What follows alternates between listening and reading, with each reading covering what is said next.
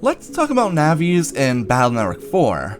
As the resident expert in playing that game far too many times throughout my life, I like to think that I have some fairly reputable opinions about this game and about the Navis that you'll face off against when you play the game. I know which Navis are the easiest to beat, which ones are the most annoying, and which one is the most disappointing. So today, we're going to be looking at that last category and talking about the Navi that I think is the most disappointing one in Battle Network 4. Before we get into that though, let me take a quick second to pander to my new viewers and ask for you to like the video and subscribe to my channel. I make a lot of Mega Man Battle Network content as well as some Pokemon content, so if you're a fan of either of those series, this is the right place for you. And as for my returning viewers, welcome back, and let me take this as an opportunity to share some news with you all. I'll be making and sharing my own Discord server for this community at some point in 2025, so keep an eye out for that one. But for now, let's talk about Battle Network 4 once again. Before talking about that disappointing Navi, however, let's take a quick second to briefly mention some of the annoying or difficult Navi fights in this game, which comparatively make the Navi we're going to focus on even more disappointing. If there's anything I've learned from playing this game for more than half of my life at this point, it's that Battle Network 4 does have some of the most difficult Navis in the series. Maybe not the absolute worst ones, but the cast in this game is still pretty annoying. The fun thing here is that we even start off early, as the first two Navis I'm mentioning both appear in the first tournament of the game, though you'll only get to face one of them in your first playthrough of the game. The version shared Navis, Top Man and Spark Man, are both relatively high difficulty, especially after you've just battled against Gutsman or Aquaman, depending on your version. Top Man is more annoying than anything else, as he spawns tops that will travel along your field while he simultaneously goes into his top form to attack you. The overlap between these attacks can sometimes make them impossible to dodge, though you may be able to find a safe panel by pause buffering. Sparkman, on the other hand, is actually difficult since he's not even on the screen for the majority of his fight. When Sparkman moves, he completely disappears and then reappears to either throw a mine at you or just stand there like a moron. The randomness of his movement coupled with his disappearing act makes him a tedious fight, especially for newer players. The second tournament of the game is no better for us, introducing us to Burn Man and Video Man. Of the two, Video Man is a bit more annoying in my opinion, as his VCR tapes that he spawns on the front columns of each side of the field can block your attacks and push you back when you step onto them. You can break them with your buster and then stand in their column to prevent them from respawning, but that just limits where you can move on your field. Burn Man, on the other hand, has two burners that move independently from him and can move and attack you very quickly in his SP fight, making him a big threat. The best way of dealing with him is to use rock cubes to block the burners, or to just break them with chips like air hockey.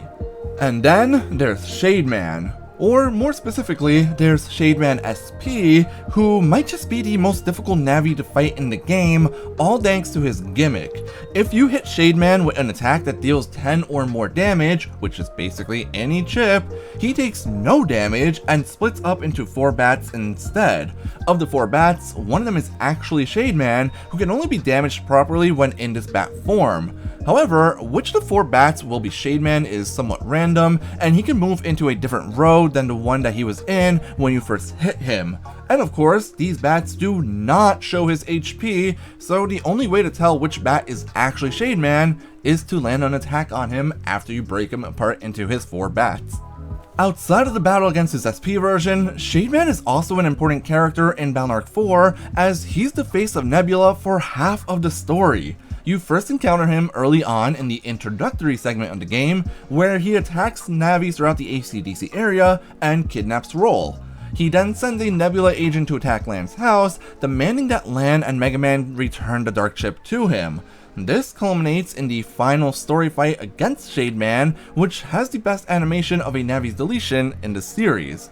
But as it turns out, Shademan was never the leader of Nebula, even if he seemed like it at the start of the game. He himself is just a crony, with the real leader Navi of Nebula appearing after the second tournament, Laserman. Now, if we want an understanding of the power difference between Shademan and Laserman, let's see how Laserman dunks on Shademan in the anime.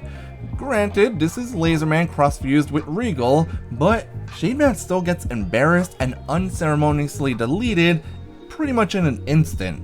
So clearly, as the actual leader of Nebula and the final Navi you face in BN4's story before you face a duo, Laserman has to be one of the toughest fights in the game, right? Well, that's where the disappointment begins. Laserman is actually a massive pushover and one of the easiest Navis to face in the game, and although it's fine for the game to have Navis that are easy to battle against, I don't think it's a good thing for the final boss from an evil organization to be a complete pushover, which hilariously is also an issue in Balnark 2, but we're not here to talk about Freezeman right now. So what exactly makes Laserman an easy battle? There's actually a lot of factors that come into play, though I feel that the biggest issue is how easy it is to deal with each of the various attacks he uses against you. So let's take a look at Laserman and each of his attacks to break down why he's such a letdown.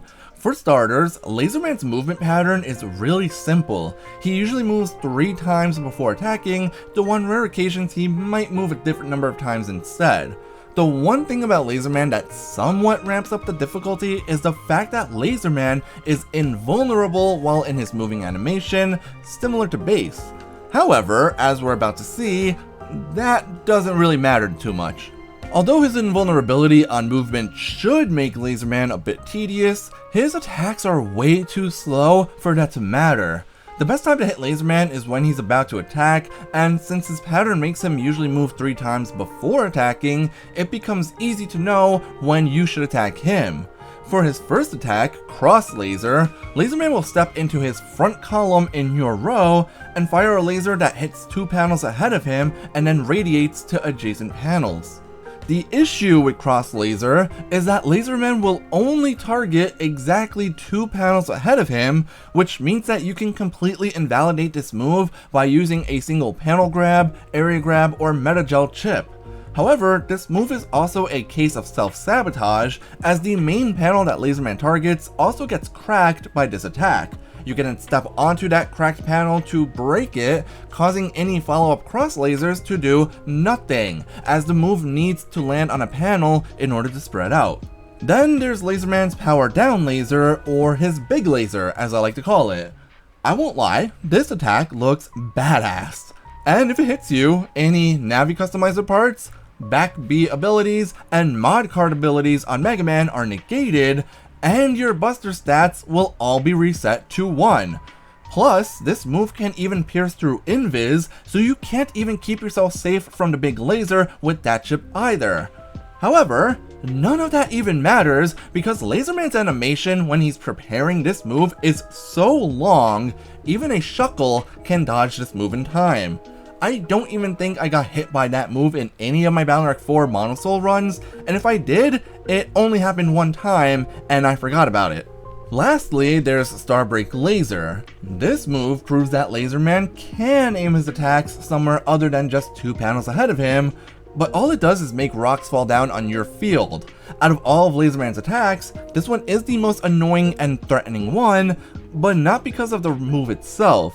The only trouble this attack might give you is the fact that Laserman will continue to use his other 2 attacks while the rocks are falling down on your field, and even then, the fight still feels manageable most of the time. So, Laserman's attacks aren't really a threat, but his health pool is actually quite high. Laserman SP has 2200 HP when you finally get to battle him, making him the enemy with the 4th highest HP total in the game after Duo, Base, and Woodman SP.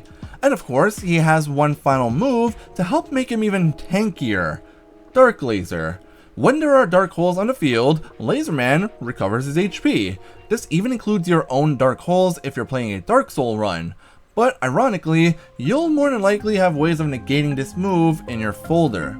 If you're a good operator and you haven't been feeding Mega Man copious amounts of dark chips, you can remove dark holes from the field by stepping on them, which makes area stealing chips a good way of removing Laserman's dark hole.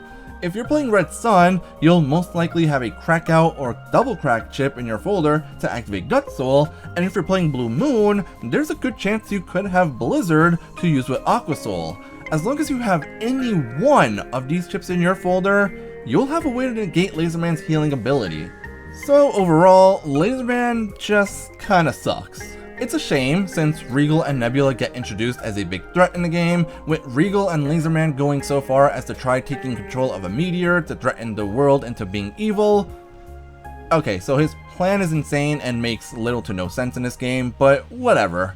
The point stands that as the leader Navi of Nebula, Laserman should have been a threat to us, and should have had a more difficult fight.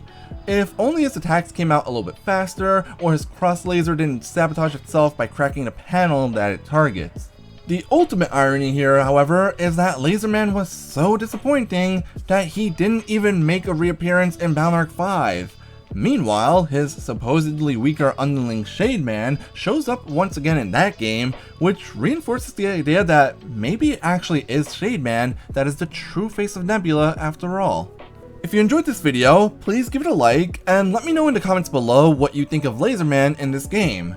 And if you're interested in watching Dark Mega Man give Laserman a taste of his own medicine, you can watch me playing a Dark Soul run of Balnark 4, which I've been streaming on both YouTube and Twitch. That run has been a lot of fun so far, and it's a great way to see how a Dark Soul run of Balnark 4 works. And don't worry, I'll be sure to make a video detailing that run once it's complete. And as always, thanks for watching.